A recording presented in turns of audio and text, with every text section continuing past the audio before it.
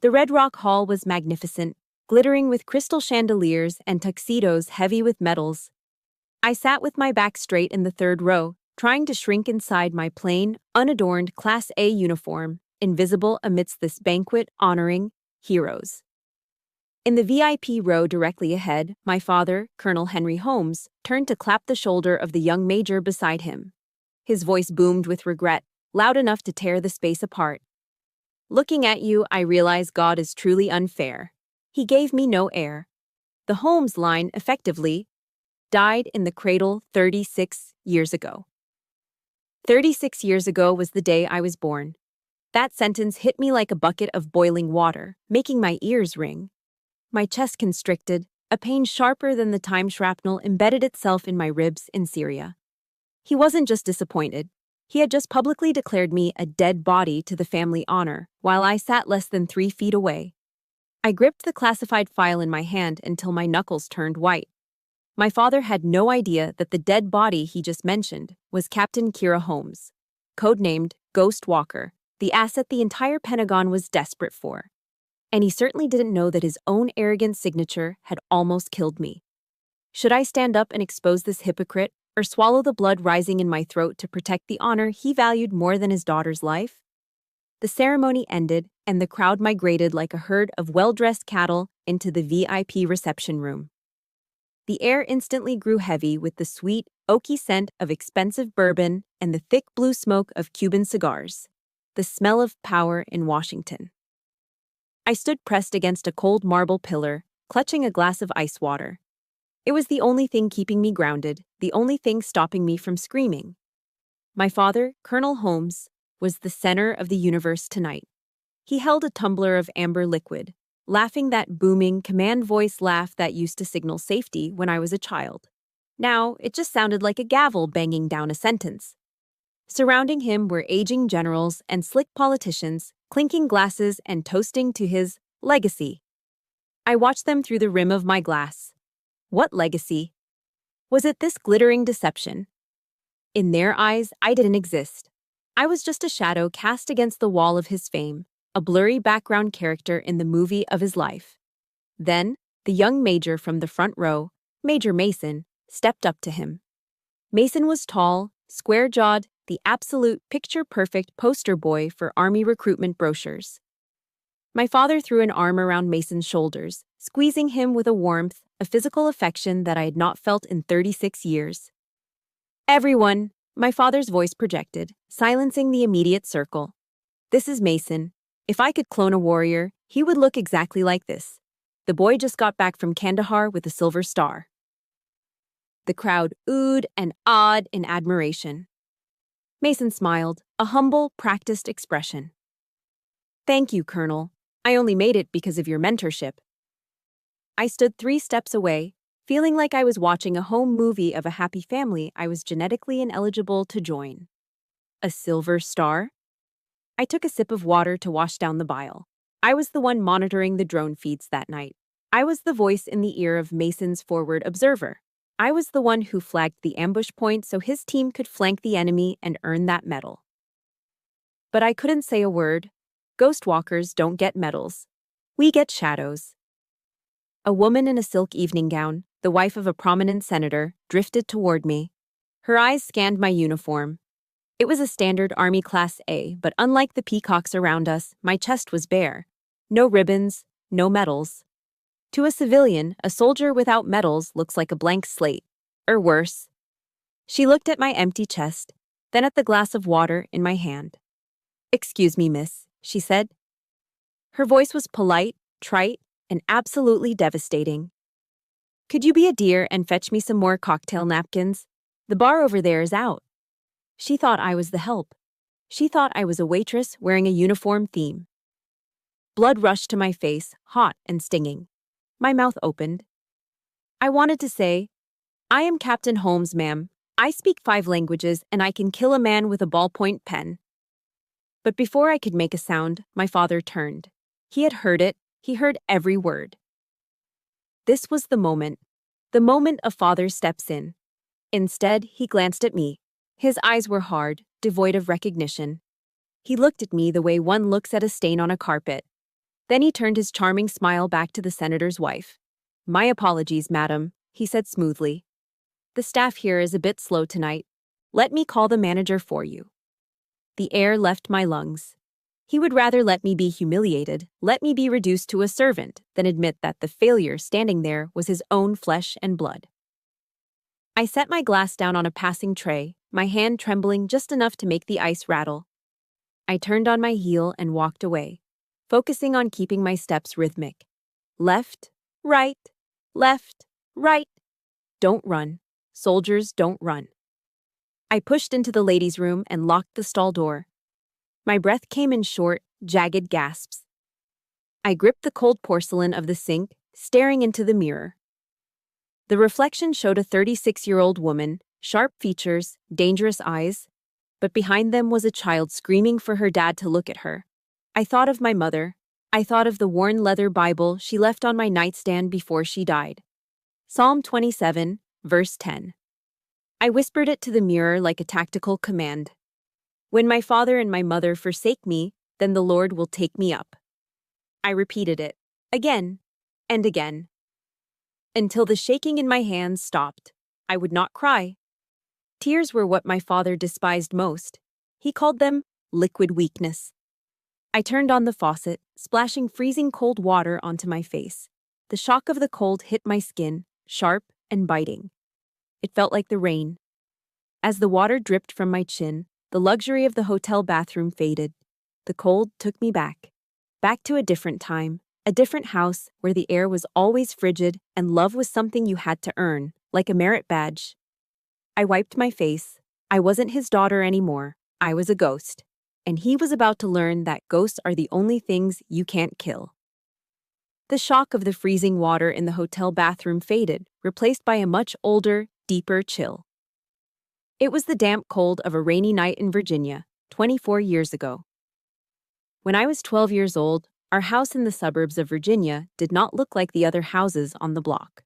There were no tricycles left in the driveway, no sound of baseball games on the radio, and certainly no smell of buttery popcorn on Friday nights. While the neighbors were having family game nights, the home's residence was operating on Zulu time. Our home was not a sanctuary, it was a forward operating base. Shoes were not just put away, they were aligned with a ruler, heels touching the wall. My bed had to be made so tight you could bounce a quarter off the sheets, a trick my father actually performed on Sunday mornings. He didn't come home from the base like a father returning to his family. He came home like a commanding officer conducting a surprise barracks inspection. Dinner was the most stressful part of the day. We ate at 1800 hours sharp. The meal was always consumed in a heavy, suffocating silence, broken only by the metallic scrape of silverware against fine china. I remember one night my hand slipped. My spoon clattered against the side of my bowl. The sound was like a gunshot in the quiet room. My father didn't yell. He just stopped chewing. He looked at me with those steel gray eyes and said, "Lack of motor control is a sign of a weak mind, Kira. Focus." If I laughed too loud at a cartoon, it was a lack of emotional discipline. I grew up believing that love wasn't something you were born with. It was a medal. It was a commendation. It was something you had to fight for, bleed for, and earn. And just like a medal, it could be revoked at any moment. I wasn't a natural athlete. I couldn't throw a football 50 yards like the boys next door, which was a constant source of silent shame for the colonel. But I had a different weapon: my ears. I had a gift for languages. I could mimic accents, and I spent hours listening to shortwave radio, teaching myself the guttural rhythms of Arabic and the flowing cadence of Farsi. One afternoon, the sun was streaming through the blinds, and I felt a rare burst of confidence. I had just received my graded French essay back. A big red A+ was circled at the top. It was perfect. I ran into my father's study without knocking. I just wanted to see the corners of his mouth turn up. Just a millimeter. That's all I needed. He was sitting at his mahogany desk, cleaning his Colt 1911. The smell of gun oil and solvent hung thick in the air, the perfume of my childhood. He didn't look up as he wiped the slide with a rag. "Look, Dad," I said, holding out the paper. "I got the highest grade in the class." He glanced at the paper, then at me. His expression didn't change. French, he scoffed. The language of those who surrender. He reached for his silver Zippo lighter. Clink, whoosh. The flame danced in the dim light. He took the corner of my essay, my perfect A+, and held it to the flame. I stood frozen, watching the fire curl the paper, turning my hard work into black ash that floated down onto his pristine carpet. Learn to shoot, Kira, he said, blowing out the lighter. Words don't stop bullets. That was the day I stopped trying to impress him with who I was and started trying to become who he wanted. 6 years later, at the age of 18, I did the unthinkable. I applied to the United States Military Academy at West Point. Not because I loved the Army. I hated the uniform. I hated the rules. But West Point was his cathedral. It was the Holy Land. I thought, if I wear that gray uniform, he will have to see me. The day the acceptance letter arrived, I placed it ceremoniously on the dinner table, right next to his medium-rare steak. My heart was hammering against my ribs like a trapped bird. I watched him pick up the envelope. He read it. Once. Twice. I held my breath. This is it, I thought. This is the moment he smiles. He dropped the letter back onto the table. No smile, no congratulations. He picked up his steak knife and cut a precise square of meat. Did they lower the admission standards again? He asked, chewing slowly.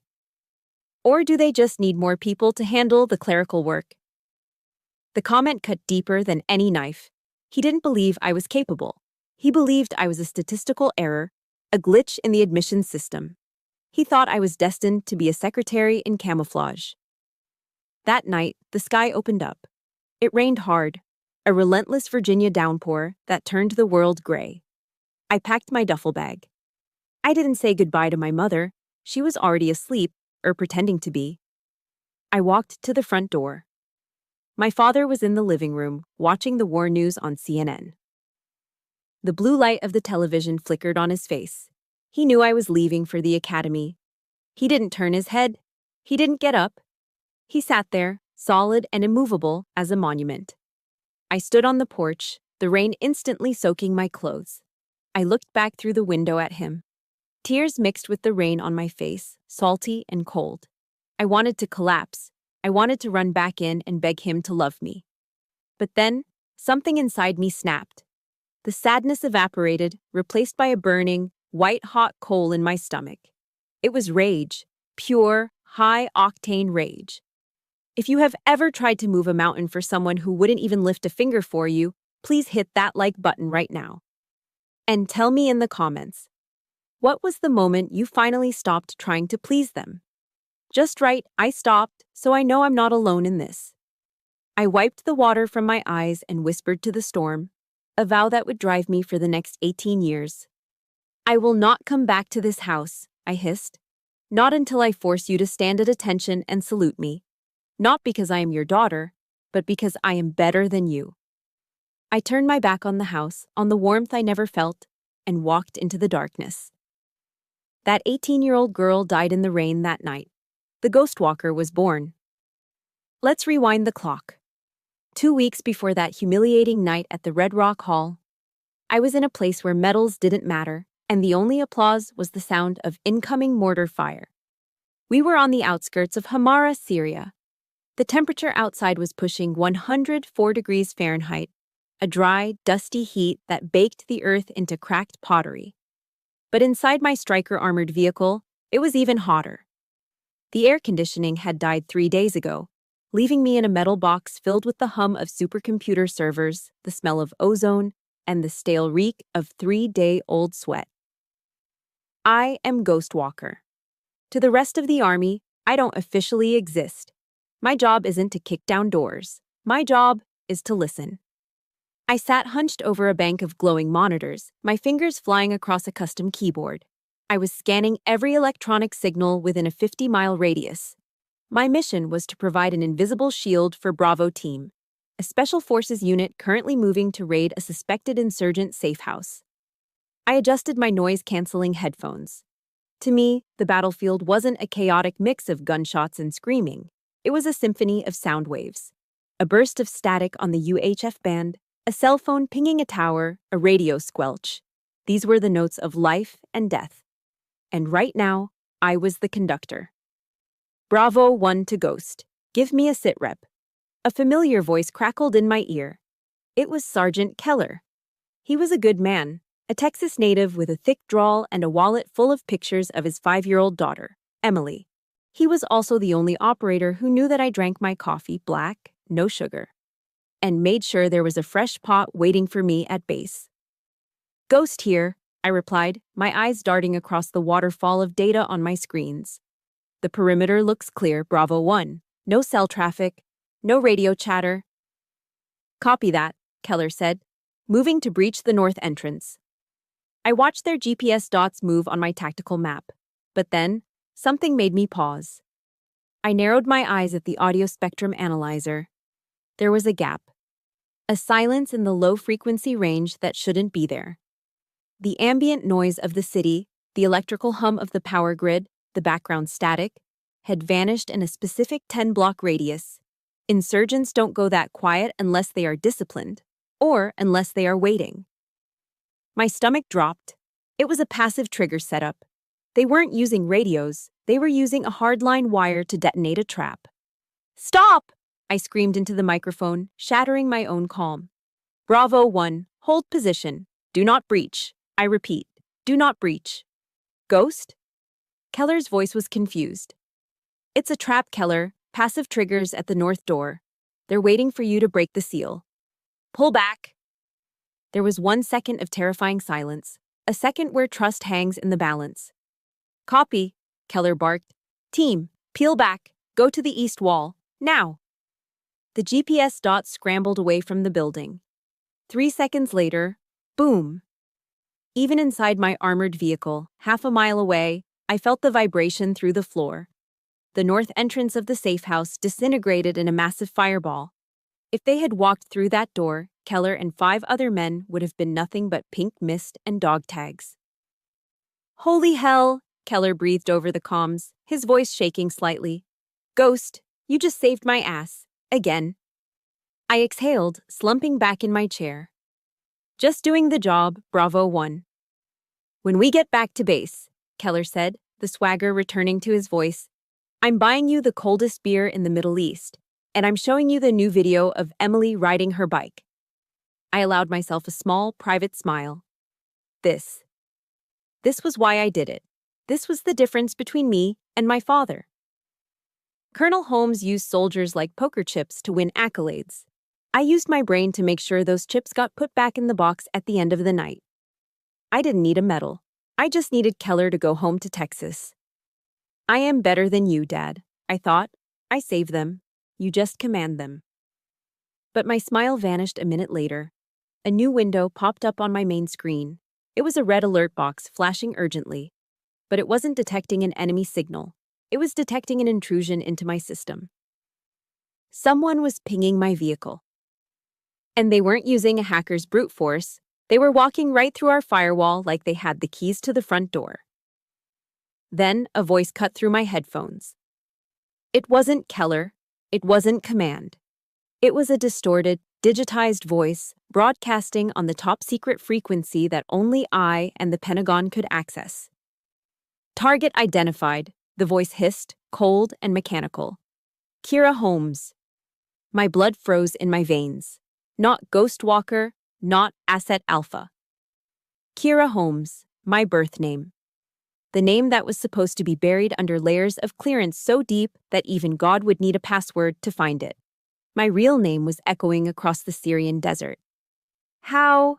I whispered, my hands freezing over the keyboard. Who is this? Lock confirmed, the voice said. Before I could even attempt to trace the signal, my threat warning system started screaming.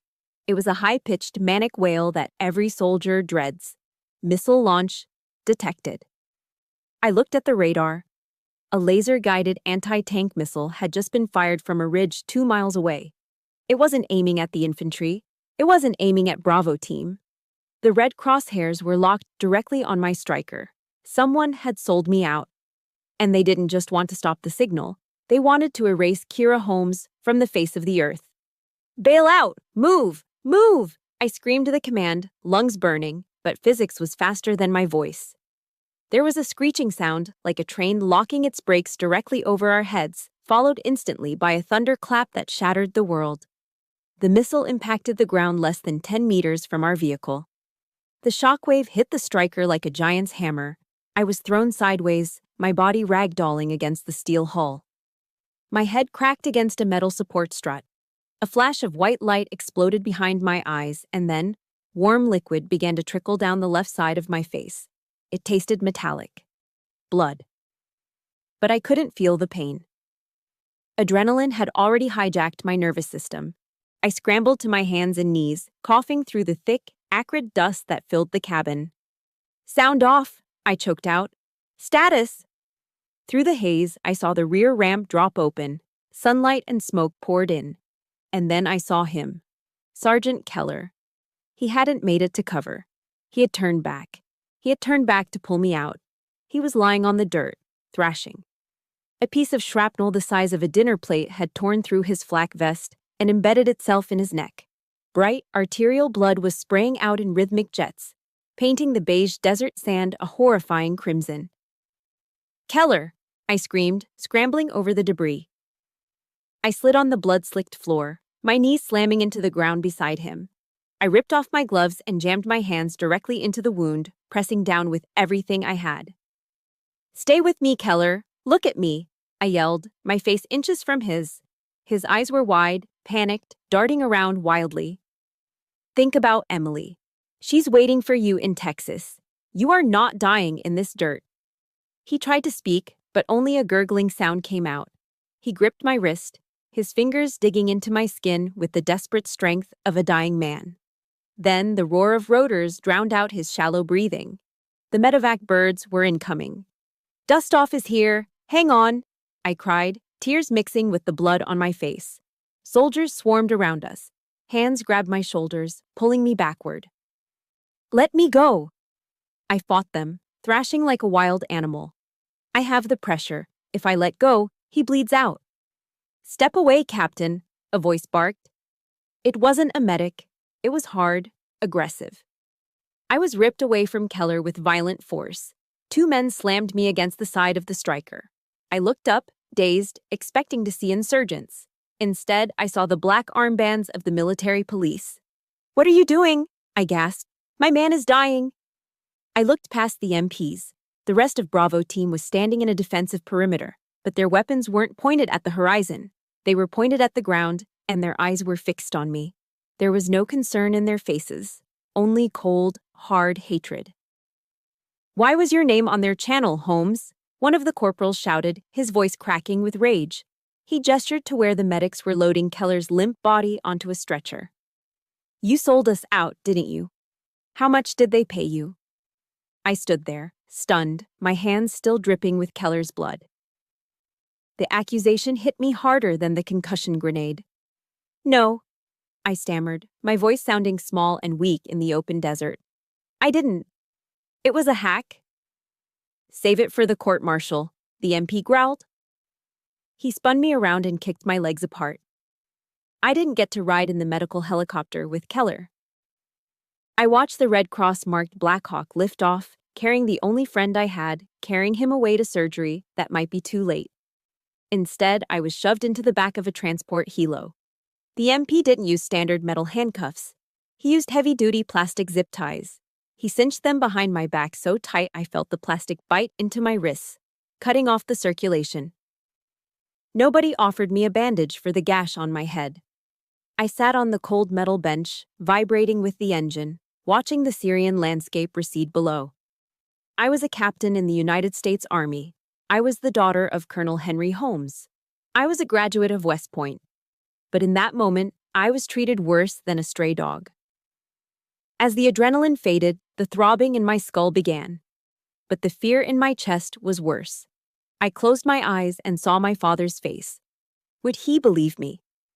Or would he see this as the final confirmation of his life's thesis, that I was never meant for this world? I could hear his voice in the rotor blades. "I told you so. I told you you were weak."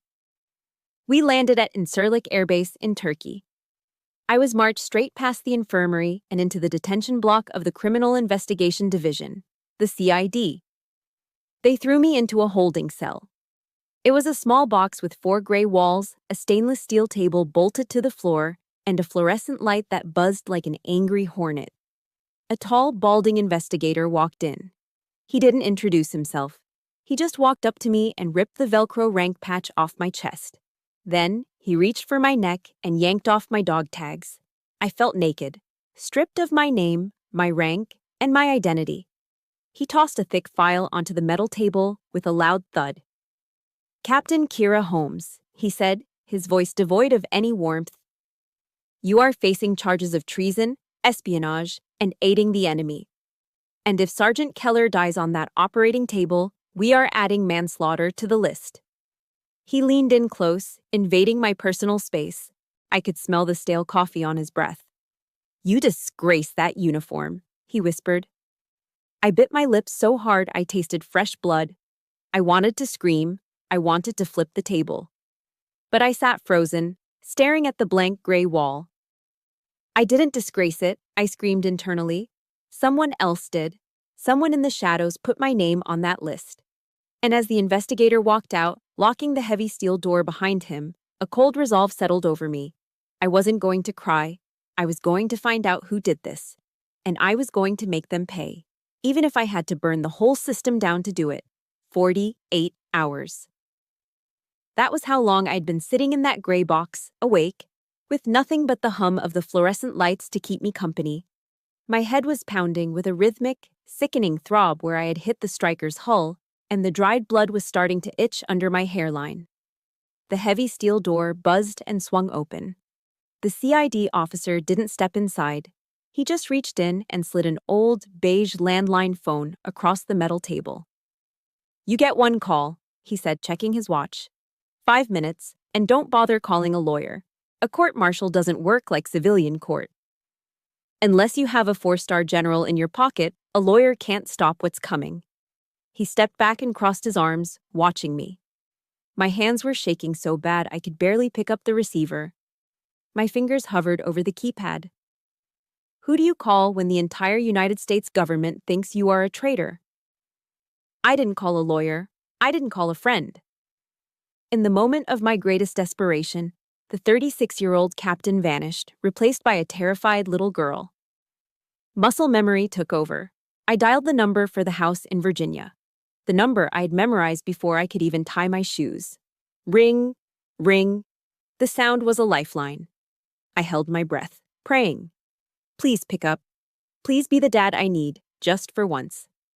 "Holmes residence," a voice answered. It was him, deep, authoritative, steady. The voice of safety. "Dad." My voice cracked, fracturing into a sob I couldn't hold back. "Dad, it's me. It's Kira." "Kira?" His tone wasn't warm. It was guarded. "Dad, I'm at Incirlik Air Base." I rushed to get the words out, tears streaming down my face, stinging the cut on my cheek. "They arrested me. CID has me in a holding cell. They're saying I'm a spy. They're saying I leaked intel." I gasped for air, gripping the phone cord like it was the only thing keeping me from falling off the earth. "But I didn't do it. You have to help me. Someone hacked the system. Someone used a backdoor to plant my name. You know people. You have pull." "Please, Dad." I stopped, waiting. I waited for the question any father would ask. "Are you okay? Are you hurt?" 1 second, 2 seconds. The silence on the line was heavy, filled with static. 3 seconds, 4 seconds, 5 seconds. Those 5 seconds lasted longer than the entire mortar attack in Syria. Then, he spoke. His voice was no longer the voice of safety. It was the sound of metal grinding on metal. "The morning papers are already running headlines about a massive leak in a ghost unit," he said. "Is that you?" My heart stopped. "Dad." I was set up. "I swear on my honor?" "Honor?" He cut me off, his voice rising to a shout that made me flinch away from the receiver. "You dare use that word. I warned you. I told you that paper pusher intelligence work was garbage. I told you real soldiers fight on the ground." "And now?" Now you have dragged the family name through the mud. Dad, listen to me, I cried, desperation clawing at my throat. I could go to prison for life. They took my rank. Then go to prison like a man, he roared. The words hit me harder than a physical blow. Like a man. Even now, he couldn't see me as his daughter. Do not drag me into your mess, Kira, he continued, his voice trembling with a selfish rage I had never heard before. Next week is the gala. I am receiving the Lifetime Achievement Award. The Pentagon is finally recognizing my legacy. I will not let a traitorous daughter destroy everything I built because she was incompetent. Dad, I whispered, my voice barely a breath. Do not call this number again until you have cleared that name, he spat. Or better yet, don't call at all. I don't have a daughter who is a criminal. Click. Then the dial tone. A long, monotonous drone that signaled the end of my world. I slowly lowered the phone from my ear. My hand went limp, and the receiver clattered onto the stainless steel table. He hung up.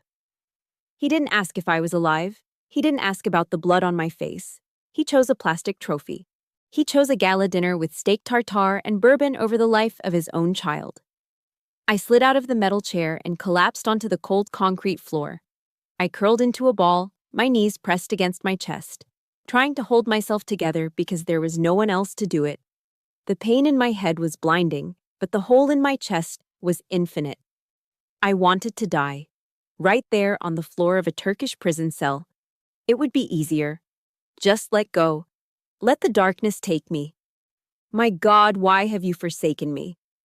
I closed my eyes, waiting for the end. But in the darkness, I saw a face. Sergeant Keller. I saw him lying in the dirt, blood spurting from his neck, his eyes wide with fear for his daughter. He had run back into the fire for me. He was fighting for his life right now in a hospital bed because of a lie with my name on it. If I gave up now, if I let my father's rejection kill me, then Keller gets no justice. The person who did this gets away with it. My tears stopped. They didn't dry up. They just stopped coming. I opened my eyes. The gray wall of the cell was still there. The buzzing light was still there. But the little girl who dialed the phone number in Virginia was gone. She died the moment that phone clicked. I wiped the blood and tears from my face with the back of my hand. I sat up. The room felt different. The air felt sharper. My father was right about one thing. I needed to act, but not to save his legacy. To burn it down if I had to. Fine, Colonel, I whispered to the empty room, my voice steady and cold as ice. You won't help me. I will save myself. Fast forward 1 month. I was out on bail, released pending a court-martial that was all but guaranteed to end my life as I knew it. But the Army, in its infinite bureaucratic wisdom, did not discharge me immediately. Instead, they suspended my security clearance and reassigned me to what they called administrative duties. They sent me to the Pentagon. Not the shiny upper rings with the polished oak doors and the generals walking with purpose. They sent me to the B3 basement level. We called it the data graveyard. My new mission was data entry.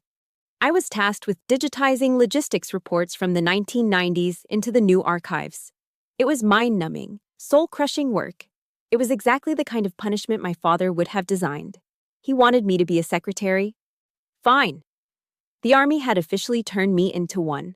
I spent 8 hours a day in a windowless room that smelled of stale coffee and ozone, surrounded by stacks of yellowing paper. But the brass had made a critical mistake, a fatal error. They assumed that by stripping my rank and putting me in a basement, they had declawed me. They forgot that to do data entry, I needed a terminal. And that terminal, ancient as it was hardwired into the Department of Defense's central nervous system. They thought they were burying me. In reality, they had just handed the thief the keys to the vault. I worked like a machine for 3 weeks. I kept my head down. I typed fast. I said, "Yes, sir," and "No, sir," to the 22-year-old supervisor who watched me like a hawk. I played the part of the broken, obedient daughter perfectly. Then came Tuesday.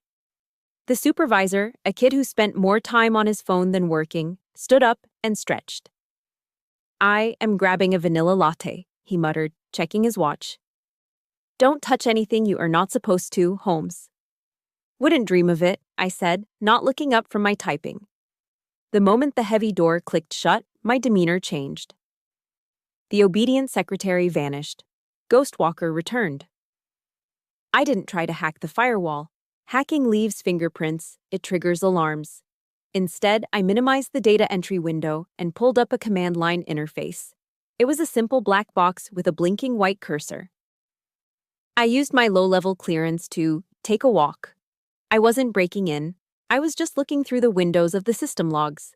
I navigated through terabytes of data, searching for a specific timestamp. 2 weeks ago. 1400 hours, Syrian time. 3 minutes before the missile hit my striker. I typed in the search query and hit enter. The screen scrolled dizzily with lines of code, and then it stopped. There it was. At exactly 3 minutes before impact, a query had been sent to the personnel database. It requested the real-time GPS coordinates of Asset ID Kira Holmes. But here was the kicker. The request didn't come from a Russian IP address.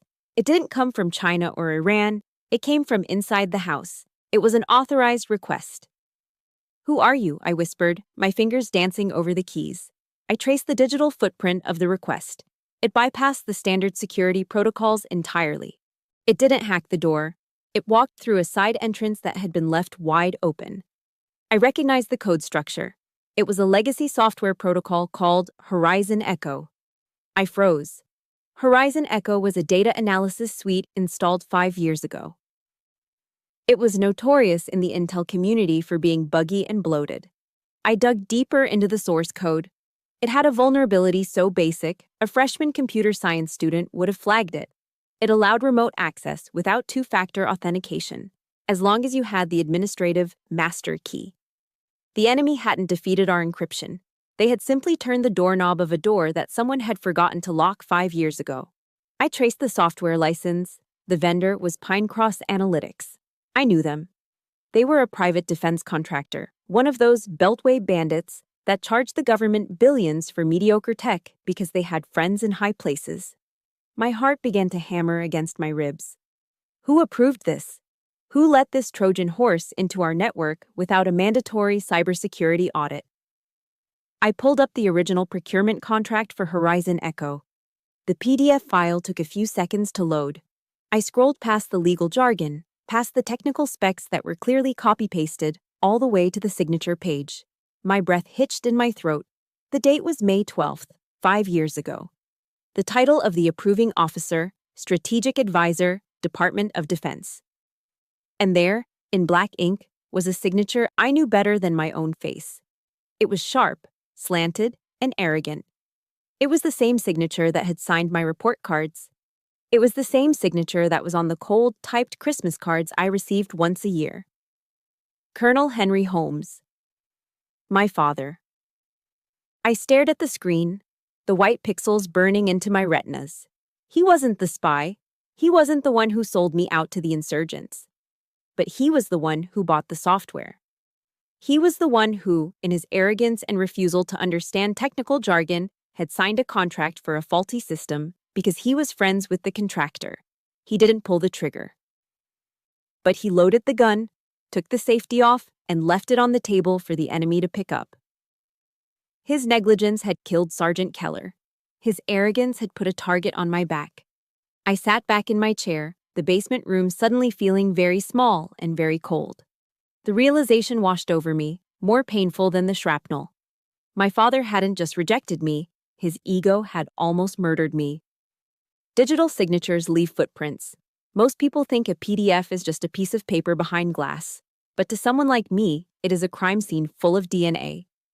I drilled down into the metadata of the contract my father had signed. I needed to know the context. I needed to know where he was when he authorized a software suite that was practically an open door for terrorists. The system logged the IP address and the geolocation of the device used to apply the electronic signature. It wasn't signed at the Pentagon.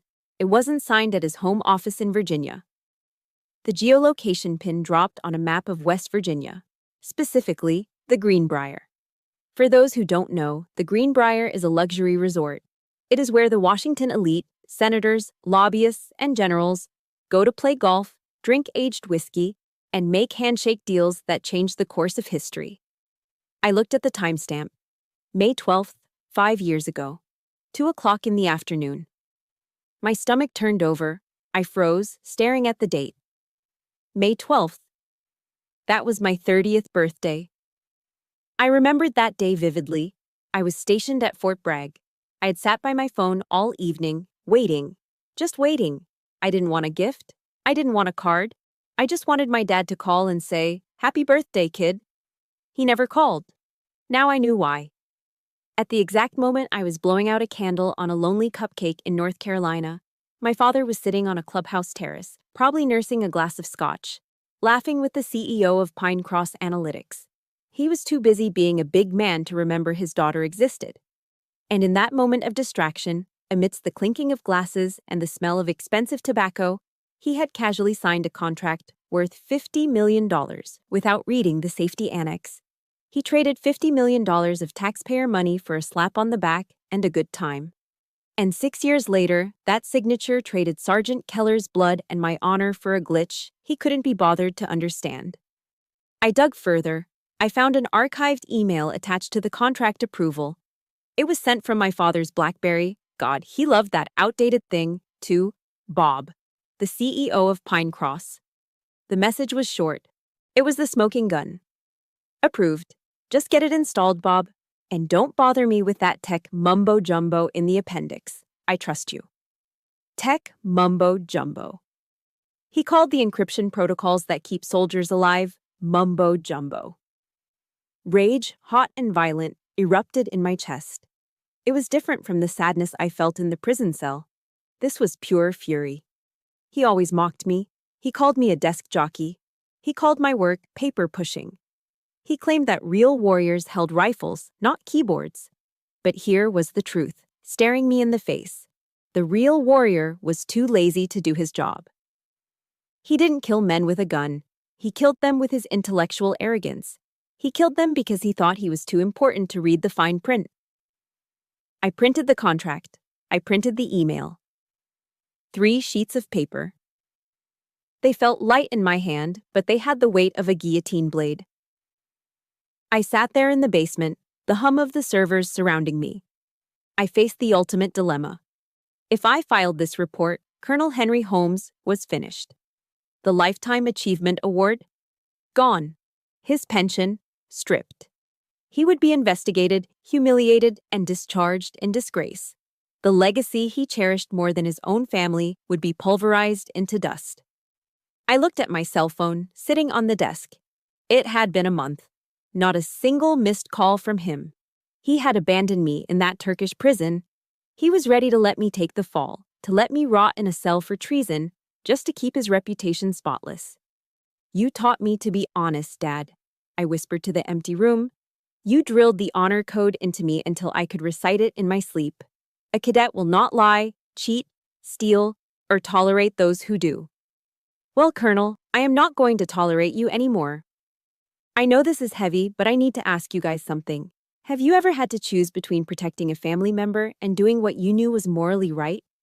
It's the hardest choice in the world. If you're with me, please smash that like button right now.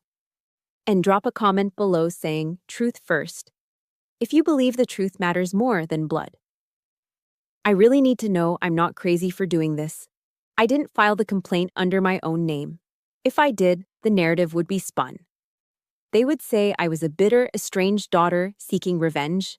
They would say I was acting out of spite because he cut me off. I needed to be objective.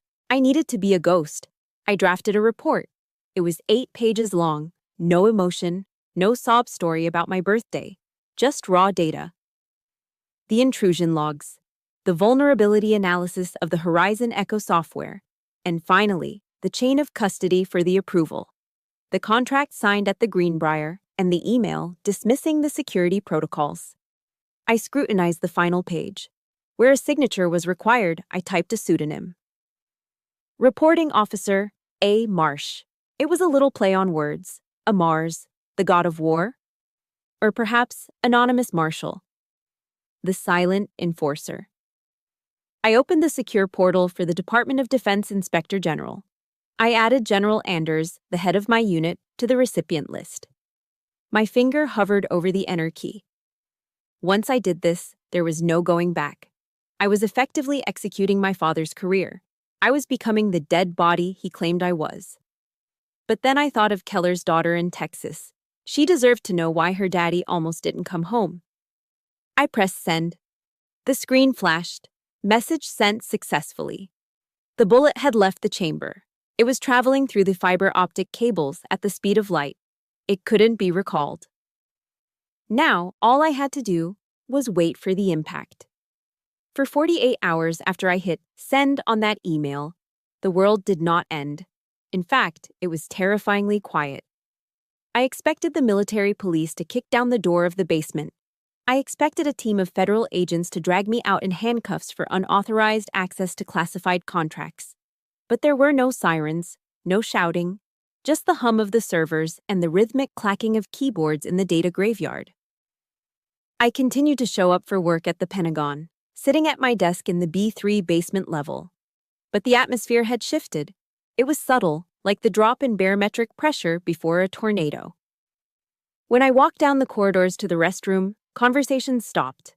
High-ranking officers, men with stars on their shoulders, would glance at me and then quickly look away, whispering behind their hands. The building knew. The rumors were circulating in the upper rings, leaking down through the ventilation shafts. A storm was forming, and I was standing right in the eye of it. I sat at my desk for lunch, unwrapping a dry ham sandwich I'd bought from the vending machine down the hall. It tasted like cardboard and preservatives. It was a pathetic meal, eaten in a windowless room. While upstairs, my father was likely enjoying a 3-martini lunch at the officers' club. But as I chewed the stale bread, I felt a strange lightness in my chest. The fear was gone. The desperation was gone. I had told the truth. Whatever happened next, I could sleep at night. Then, late Friday afternoon, the silence broke. A crisp, uniformed officer materialized at the entrance of my cubicle. He wasn't a military police officer. He was a captain, wearing the aiguillette of a general's aide-de-camp. "Captain Holmes," he said. I looked up, wiping crumbs from my mouth. I braced myself for the handcuffs. But his tone wasn't aggressive. It was respectful. There was even a hint of fear in his eyes, like he was standing next to a live grenade. "General Anders requests your presence at the Red Rock Hall tonight," he said. 1900 hours. My heart skipped a beat. "For what purpose, Captain?" "To conclude the investigation, ma'am." I stared at him. Red Rock Hall. Tonight was the gala. Tonight was the night my father was receiving his Lifetime Achievement Award. Why would General Anders want me there? Did they plan to arrest me publicly? Did they want to drag me on stage and force me to apologize to my father in front of the entire Washington elite to save his reputation? "I'll be there," I said, my voice steady. I went back to my apartment. It was a small, cramped studio in Arlington that I could barely afford. Since the investigation began, the government had frozen my bank accounts. My credit cards were dead plastic. I had $12 in my wallet and half a jar of peanut butter in the cupboard. I couldn't afford to take my dress uniform to the dry cleaners. I pulled my old Class A uniform out of the closet. It smelled faintly of mothballs. I set up the ironing board in the middle of the living room and plugged in my cheap plastic iron. Hiss. Swish. Hiss. The steam rose up, filling the small room with the smell of warm wool. The rhythmic motion took me back to my dorm room at West Point. I remembered standing there at 18, ironing my plebe uniform until the creases were sharp enough to cut skin. Duty, honor, country. Those 3 words were embroidered on the flag of my alma mater. My father loved to quote them in his speeches, but tonight I was going to live them. I put on the jacket. It fit perfectly, hugging my frame like a second skin. I looked at my reflection in the hallway mirror. My chest was bare. I didn't put on my ribbons. I didn't put on my unit citations. I didn't want any decorations. I wanted to walk into that hall naked, stripped of everything except my name and my rank. Just a soldier. I checked the time, 6:55 in the evening. I took a cab to the Red Rock Hall, using the last of my cash to pay the driver. I stood on the sidewalk, looking up at the imposing stone building. Through the heavy oak doors, I could hear the muffled sounds of a string quartet playing Mozart. I could hear the low rumble of polite laughter and the clinking of crystal glasses. It was my father's world, a world of handshakes, backroom deals, and fake smiles. A world where a signature on a golf course meant more than a soldier's life in the desert. I took a deep breath, filling my lungs with the cool evening air. The last time I was here, in the opening of this story, I was a victim. I was a daughter cowering in her chair, paralyzed by her father's words. Not tonight. I squared my shoulders. I adjusted my cover. I wasn't walking in there to beg for forgiveness. I was walking in there to deliver a verdict. I reached out and pushed the heavy doors open. The light from the chandeliers spilled out, blindingly bright. "The game is over, Colonel." I walked down the central aisle of the Red Rock Hall. The heavy oak doors swung shut behind me with a finality that echoed through the cavernous room, sealing me inside. I moved to the third row, the exact same spot where I had sat at the beginning of this nightmare, invisible and small. But the woman sitting there now was not the invisible daughter. On the stage, the ceremony was in full swing. My father was standing at the podium, basking in the golden glow of the spotlights. He looked magnificent in his dress blues, his chest heavy with rows of colorful ribbons and medals that caught the light. He was smiling, a practiced, charismatic smile, waiting for General Anders to pin the Lifetime Achievement Award on his lapel. Then his eyes flicked down. He saw me. The smile vanished instantly. His jaw tightened, and a flash of irritation sparked in his eyes. He made a subtle, sharp motion with his head. A silent command. "Get out." He thought I was there to cause a scene. He thought I was the disgraced criminal daughter coming to ruin his big night with my scandal. He turned back to General Anders, expecting the ceremony to continue, expecting the help to remove me. General Anders stepped up to the microphone. The room went quiet. The air conditioning hummed, a low drone beneath the silence. "Ladies and gentlemen," Anders said, his voice grave and amplified by the speakers. "We are here tonight to honor a legacy. But a legacy is not built on toasts or medals. It is protected by truth." The atmosphere in the room shifted. My father frowned, a flicker of confusion crossing his face. This wasn't the script. 2 weeks ago, Anders continued, his voice hardening, we almost lost an entire special forces team and a critical intelligence network in Syria, not because of enemy action, but because of a systemic failure here at home. Negligence. A murmur rippled through the crowd of senators and officers. My father stiffened, his posture rigid. He still didn't understand. But fortunately, Anders looked directly at my father, holding his gaze for a long, uncomfortable second before shifting his eyes to the third row. "We have an officer brave enough to find that flaw, even when it meant standing alone against the entire system. A soldier who operates in the shadows, who asks for no credit." He paused for effect. "I would like to invite Captain Kira Holmes, codename Ghostwalker, to the stage." The silence that followed was absolute. Then, a collective gasp swept through the room. I stood up. My legs felt heavy but steady. I smoothed the front of my unadorned Class A uniform. I stepped into the aisle. Click, click, click. The sound of my heels on the polished hardwood floor echoed like gunshots in the quiet hall. Time seemed to warp, slowing down into a cinematic crawl. Every face was turned toward me. Generals, senators, the Washington elite. They looked at my bare chest, my lack of ribbons, and then at my face. They saw the determination carved there. But I only saw one face. My father. As I climbed the stairs to the stage, I watched the color drain from his face. He looked at me with a mixture of horror and bewilderment. He didn't understand. Why was I the hero? Why was the dead body walking toward him? I stood next to him. I was close enough to smell his cologne, the same scent that had lingered in the hallway the night I left for West Point in the rain. General Anders handed me a thick folder. On the large projection screen behind us, a slide appeared. It displayed a single name in bold black letters, Horizon Echo. "Captain," Anders said, handing me the microphone. "This is the software vulnerability you identified, the one that allowed the enemy to track our troops." I took the microphone. My hand didn't shake, not even a tremor. I looked at my father. He was staring at the screen. His eyes were wide, fixed on the words, Horizon Echo. I saw the moment the memory hit him. I saw the realization crash into him like a physical blow. The golf course at the Greenbrier. The whiskey. The casual signature on my 30th birthday. The email dismissing the security protocols as mumbo-jumbo. He knew. He looked at me, and for the first time in 36 years, the arrogance was gone. The great colonel had evaporated. In his place was a terrified old man. He realized that he was the threat. He was the negligence. He had almost killed his own daughter and her team. I held the microphone. I held his destruction in my hand.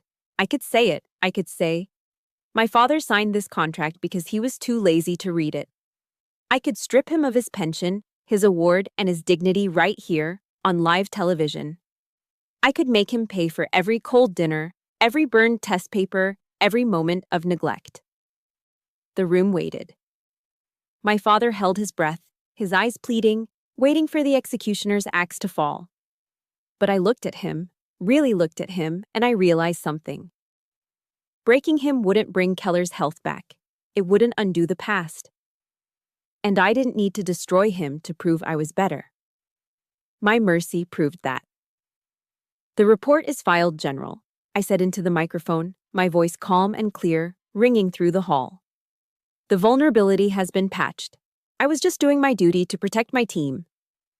I didn't expose him. I didn't need to. The truth was already screaming in his head, louder than any accusation I could make." I handed the microphone back to Anders. Then, I turned to face my father. I snapped my heels together. I straightened my back. I looked him dead in the eye. My father stood there, trembling. He looked at me, the daughter he had called a failure, the daughter he had left in a prison cell. And he saw what he had never been able to become, a true soldier. A warrior who valued the mission over the glory. Slowly, painfully, his right hand began to rise. It wasn't the crisp, sharp salute of a commanding officer. It was shaky. His hand moved up to the brim of his cap.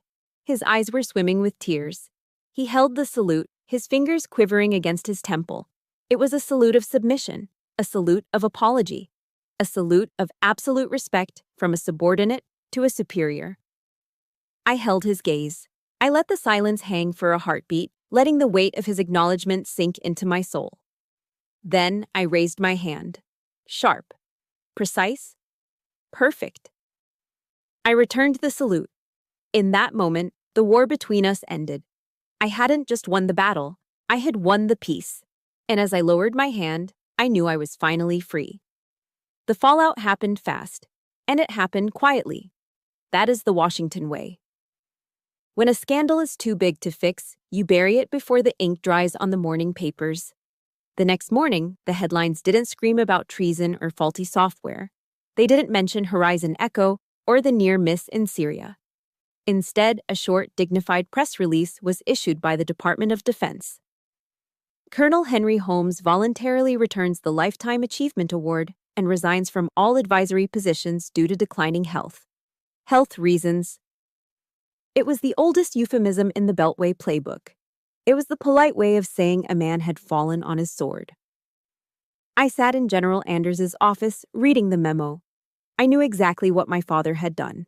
If he had tried to fight the report, if he had tried to argue his case, the media would have started digging. They would have found the emails. They would have found the vulnerability. And eventually, they would have found me. They would have exposed the identity of Ghostwalker to the world. By resigning immediately, by taking the shame onto his own shoulders without a fight, he had killed the story. He had protected my anonymity. It was the first time in his life he had put the mission and his daughter's safety above his own ego. "He took the hit for you, Holmes," General Anders said, looking out the window. He knew if this went to trial, your cover would be blown. He chose silence. I nodded, a lump forming in my throat. It was the most fatherly thing he had ever done. My suspension was lifted immediately. My rank was not only restored, it was elevated. I walked out of that office as Major Kira Holmes, assigned to a new task force within the Intelligence Support Activity, the ISA. Life went back to normal, or at least a new version of it. But the silence from Virginia remained. 1 week later, I returned to my apartment in Arlington after a long shift. My mailbox was usually empty, filled only with junk flyers and bills. But today, there was a small brown package sitting inside. It was wrapped in plain paper. There was no return address, but I didn't need one. I recognized the handwriting on the label. It was sharp, slanted, and disciplined. My heart did a slow roll in my chest. I carried the package upstairs, my hands trembling slightly as I set it down on my kitchen counter. I cut the tape. Inside, nestled in a bed of packing peanuts, was a small velvet box. The red fabric was worn around the edges, faded by time and touch. I opened it. Sitting on the white satin cushion was a ring. It wasn't just any piece of jewelry. It was a massive chunk of 14-karat gold, set with a dark, polished stone. It was his West Point class ring, class of 1978. I gasped, the sound loud in the quiet apartment. I knew this ring. I knew it better than I knew the back of my own hand. My father wore it every single day. He used to tap it against the dinner table when he was thinking. He used to polish it every Sunday night while watching the news. He had told me once, when I was 10 years old, "This ring is the symbol of a true warrior, Kira. It represents the long gray line. I will be buried wearing this." And now, it was sitting on my counter. I looked for a note. I checked the box, turned it over, shook the packaging. There was no letter. There was no card saying, "I'm sorry," or "I love you," or "I was wrong." Men of Henry Holmes's generation didn't write apology letters. They didn't talk about their feelings. They dealt in symbols. Sending me this ring was louder than any scream. He was abdicating. He was surrendering his sword. By giving me the one object that defined his identity as a soldier, he was admitting the truth he couldn't speak. You are the better soldier. You are the one who deserves to carry the legacy. I picked it up. It was heavy, dense with the weight of history and expectation. I tried to put it on my ring finger, but it was far too large. It slid right off. It was a man's ring, made for a hand that had gripped rifles and signed treaties. So, I slid it onto my right thumb. It fit there, loose but secure. The gold was cold against my skin at first, but as I held it there, feeling the weight of it, the metal began to warm up. A strange sensation washed over me. For 36 years, I'd carried a burning ball of anger in my gut. I'd carried the resentment of a neglected child, the fury of an overlooked daughter. I thought I needed him to say the words. I thought I needed him to beg for forgiveness. But looking at that ring on my thumb, I realized the anger was gone. It had evaporated like mist in the morning sun. He had given me everything he had left. It was enough. I wasn't angry anymore. I was just free. The next morning, I stood by the window of my new office at the Pentagon. The view was spectacular. Below me, the Potomac River flowed steadily toward the ocean, glittering under the morning sun. In the distance, the white marble of the monument stood silent and proud. I looked down at my hand. The heavy gold ring glinted in the sunlight. It wasn't a shackle anymore. It was just a piece of metal, a reminder of where I came from, but not a definition of where I was going. The secure phone on my desk began to ring. It was a harsh, insistent trill. I turned away from the window. I didn't hesitate. I didn't flinch. I picked up the receiver. "Major Holmes," I said, my voice steady and clear. "We have a situation in the Black Sea." The voice on the other end said, "We need a ghost." I smiled. I touched the ring on my thumb one last time, a silent acknowledgement to the old man in Virginia. And then I let go.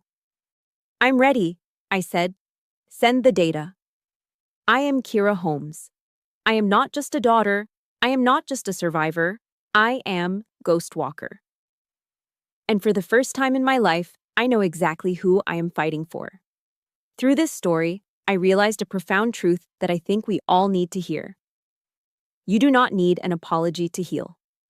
We often spend our entire lives waiting for the people who hurt us to finally say, "I'm sorry," believing that their validation is the key to our peace.